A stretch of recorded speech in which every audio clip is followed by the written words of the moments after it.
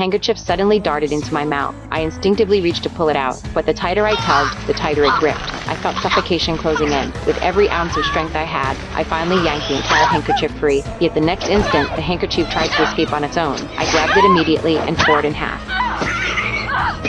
I snapped my head up and looked toward the nearby graveyard. I instantly realized it was all the old hag's doing. I rushed to her grave and dug open her tomb. The moment her coffin lid was lifted, a putrid stench assaulted my nostrils. Recalling all the torment she'd inflicted upon me, I swiftly pulled out a talisman, intending to stuff it into her hand so she'd never find peace. But in the next instant, she suddenly grabbed my wrist. Her entire body shot upright. I was so terrified I wet myself on the spot. I desperately tried to push her away. She clung fiercely to my hair. I kicked out with all my strength, sending her flying. Then I grabbed the shovel, wrenched her jaw open. I raised the talisman, chanting frantically, then shoved it straight into her mouth. Rain poured relentlessly down. Her body was completely submerged. Only then did I breathe a sigh of relief. I turned to leave, but as I climbed up, my foot slipped. I fell back into the water. The rain grew heavier. Suddenly, the old woman's corpse floated up. Terrified, I scrambled upward.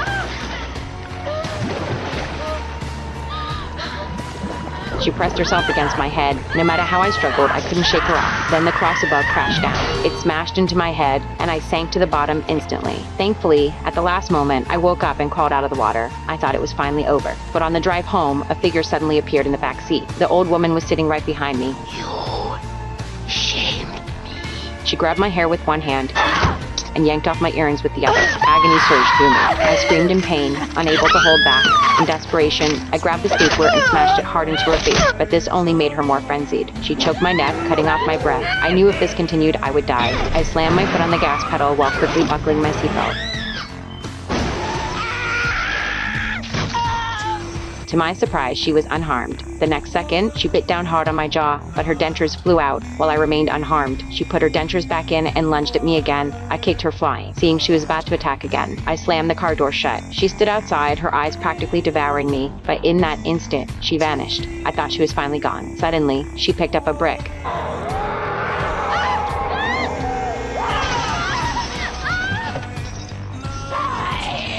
She grabbed my leg and dragged me out of the car by force. I thought it was done for, but she only ripped off a button.